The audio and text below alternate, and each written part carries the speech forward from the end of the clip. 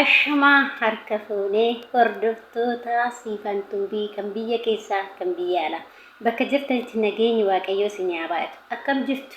Ani nagaa kooti galata waaqayyoo isinis akka nagaa naa taatan abdii guutuun qaba isiniin jedha. Hordoftoota koo hundumti keessaniyyuu baganaa jiraatan isin jedhan akkasuma immoo warroonni chaanaala kanaaf haaraa taatan subscribe gochuudhaan jajjabeessaa akkasuma warroonni gochaa jirtanii hedduu galatooma ulfaadhaa dhugaa waaqayyoo ulfaadhaa isin jedha.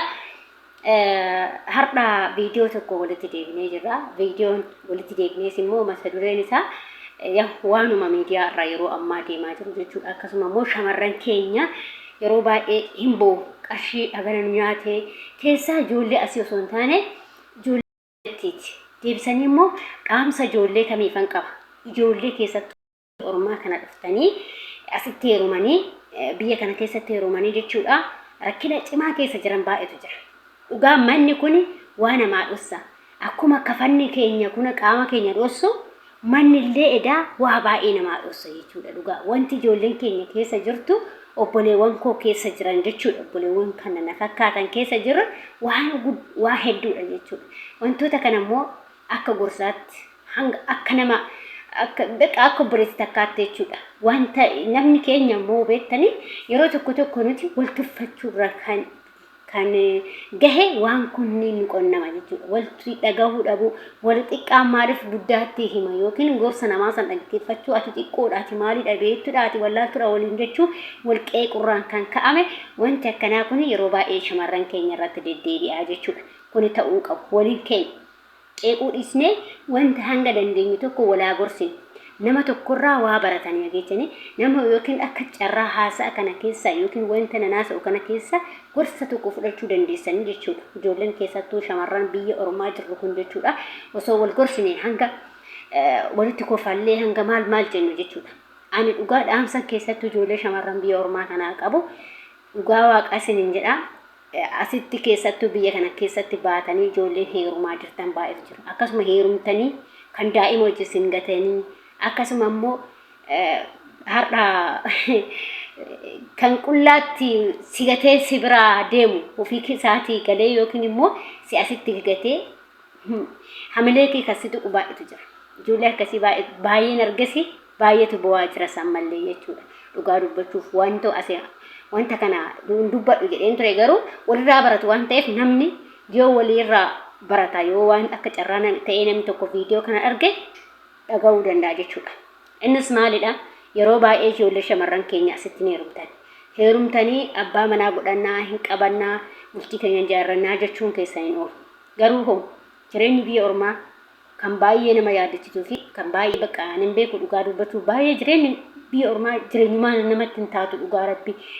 Isinii ijoolleen keessattuu ala jiru haafu nuti iyyuu mana madaami keessa teenye jireenya as keessa iyyuu nuuf ana natti hin tolu akka kootitti jechuudha. Akka mana haadha fi abbaa kootii yookiin biyya kootitti natti hin tolu jechuudha. Asuma keessattuu jechuudha. Gin immoo ijoolleen baatanii ala dalagdanii deebisanii immoo heerumtanii abbaa manaa wajjin dalaganna abbaa manaa wajjin akkas godhanna jettan kuni har'a immoo gaafaati innis yookiin jana jineesi baasee iddoo sanii fuudhee har'a gaafa qilleensa irratti sigatu kana eecha seenta eecha dhadha.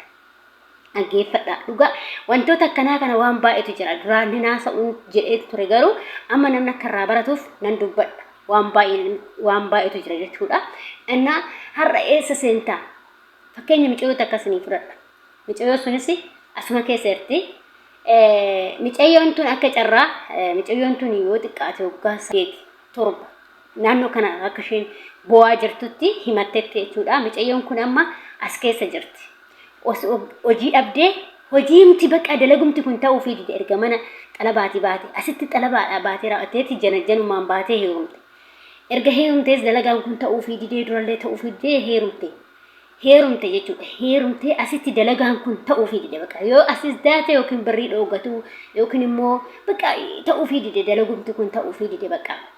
Osuma akkas jettee jechuudha amma gara ji'a 3 immoo 4 yoo ishiin himattu jechuudha. Gara ji'a 3 immoo 4 akkas mana teechi. Osoo mana teechee jirtu dhugaa waaqayyo jechuudha. Waan isin ajaa'ibu micayyoon tun dhaggeeffadhaa walirraa barumsa argattanii. Micayyoon tun biyyatti homaa wanti ishiin dalagatte birrii takka doolchii takka biyyaan qabdu. kan haga waan hojjette saniyyuu jechuudha. Haga waan hojjette saniyyuu mana takkitti warraa ijaarte dhaggeeffadha. Barumsa walirraa argattani. Mana takkitti biyya warraa ijaarte malee wanti ishiin goote tokko hin jiru. Wanti ishiin qabdu takka hin jiru. Waan baay'ee nama gaddisiisu jechuudha. Mucayyaan tuni mana takkitti warraa ijaarte qarshii takka hin qabdu. Qarshii haati ishii dhiyoo kana dhukkubee goddanyaati yarraa jechuudha. Goddanyaati yarraa birrii kan birrii kuma takka akka soodiitti kuma takka liqeeffattee haadha ofii san dhukkuba haadha san ergite. Ofii eessa jirti? Mana ijaazaa jirti. Dhaggeeffadha. Hojii erga dhabdee ji'a afur moo sadii akkas naannoo sanii akka ishiin jette. Innaa amma immoo goddanyaati san irraa birrii kuma tokko fudhattee haadhaaf biyya buuste. Haadha biyya buustee kaatee kalee malee dheengadda mucayyoon tun immoo deebitee poolisiidhaan qabamte. Biyya kana keessatti jechuudha. Hin qabamtee mucayyoon tuni abbaa manaa qabdi. Abbaan manaa innis irraa qabamee gale. Erga inni qabamee galee sirri mucayyoo hojii dhabdee humateechi hima boochi. Hojiin dhabamee jira. Biyya kana keessatti hin boochi. Bakka maalan godha akkamittan gala akkaman ta'a hojiinis na didee hojiis dhabee jettee baay'ee marramte. Abbaan manaa ammoo sun maal jedhaa seete? Dhaggeeffadha. Gizee ishee as jirtu laayivii hojii wajjin dabarsee ishee fuudha maal jedhee itti taphatee asitti itti gatee innis qabamee gatee galee kolkollitti mana fincaanii hin qabne jedheen. Dhaggeeffadha akkana namaan jedhu warri dhiiraa kun kolkollitti mana fincaanii hin qabne jedheen. Mucayyoo tana laafii qabeenya isas deebisee bakkas. Mucayyoon tun homaa hin qabdu. Wanti ishiin qabdu hin jiru. Ani goddanyaa ishiitti natti hime wanti ishiin qabdu tokko iyyuu hin jiru. Garuu mana bichaa warraa ijaarte jechuudha. Har'a ishii galgalee asii arrabsa jechuudha. Bultii saddaan diigamanii jiranii. Erga inni asii galeen booda gatee jira. Inni mana qaba. Manatti mana ijaarratee jira. Biyya kana qabamee galee mana ijaarratee jira. Ishiin mana hin qabdu. Maal qabdaa jedhee gateera mucayyoo san jechuudha. Dhaggeeffadhaa yaa shamarran keenya dhugaa waaqayyo. Ijoollee waliin tuffatinaatii wal gorsaa. Mucayyoo san gatee hin galee kunoo har'a isheen immoo qabamtee poolisiidhaan. Biyyattii homaan qabdu.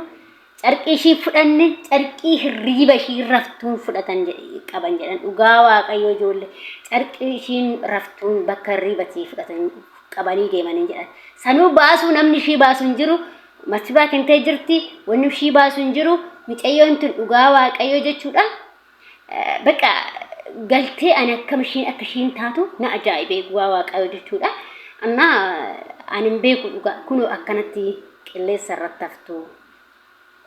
Ijoollee shamarranii adaraa keessan of eeggannoo cimaa godhaa lakkii qarshii keessan dhiira jettee biyyaan baane gaafa baatu nan dalagadha jettee biyyaa baate malee garuu har'a biyya kana keessatti waan ta'amaa jiru waan baay'eetu jira garuu barumsa amma waa'ee kanarratti waan baay'ee gorsa hedduu isanii keenya fakkeenya shamarran baay'een beeka baay'ee na wajjin naasaa ijoolleen dhugaa waaqaa ijoolleen hojii nuti xiqqaa baay'ee likkii malee ijoolleen keessa yaala jiran waan isaan keessa jiran anatu beeka garuu baasee dabraan amma nan baasa maal walirraa baratu waan ta'e walirraa baratanii argan ijoolleen keenya kan amma deemaa dhufaa jiran kunillee yoo akka carraa viidiyoo kan argan irraa barachuu danda'u jechuudha akkas isiniin jedha adaraa keessan of eeggannoo godhaa kun mucayyoon tun har'a qilleessa irratti haftee namni shiidhaa bilbilu hin jiru bilbilli ishii cufaa jira bilbilallee raafatan ta'e hin beeknu carqiin isheetis wanta ishii fudhatte hin qabdu carqumaayyuu hin qabdu kan qabdu sanii wanta fudhatte hin qabdu mucayyoon tun homaa hin qabdu.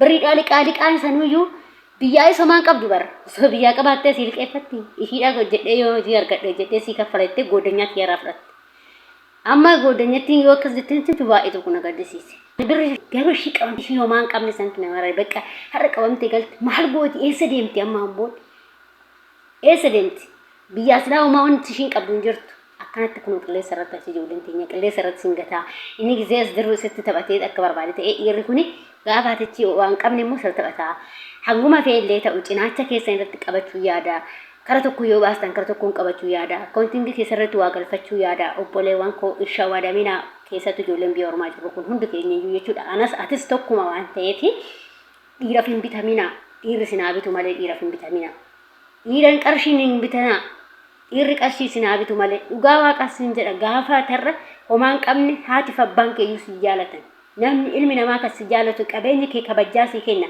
waanan argeef kabajaa si kenna namni biyyatti guyyaa haati nagaa siin hin jenne gaafa ati galte akkasi kabaju dhugaa waaqasin jedha obboloota koo akkasi kabaju jechuudha kanaafuu qabeenyi illee si kabachiisa ulfina si kenna si jaalachiisa illee kanaaf qabeenya keessa maaragiin godhadhaa sin jedha viidiyoo taanuun immoo walitti deebina har'aaf kanuma warroonni chaanaal kanaaf haaraa ta'an subscribe godhaa. Warri gaafii qabdan immoo na gaafachuu dandeessan. Dhugaa waaqaa jechuudha. Saanduqni keenya banaadhaa gaafis na gaafachuu dandeessanii. Hundumti keessa isiniin jaaladha isiniin kabajaa nagaan tura. Uraa bulaa deebanaa.